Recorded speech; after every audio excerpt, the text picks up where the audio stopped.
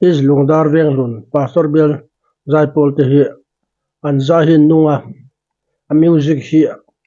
anal boka an zai thiam boka chun hein to khom hun chunga zaipol zai thiam berlen dung bera ka thlang ani longai thave ma teu anun zia chu in thlema yang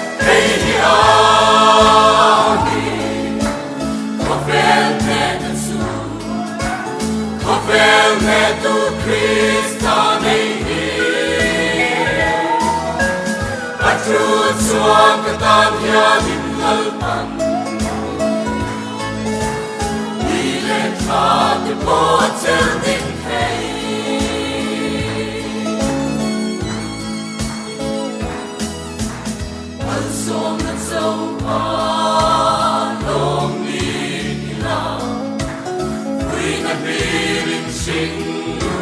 kapang ral ngea Mase ka tharau chuan lalpa akuta Lalpa chuan ka lomani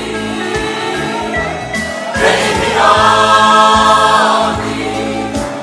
Kopen ne tu Kopen ne tu Krista nehi Atu chuan ka tan hianin lalpan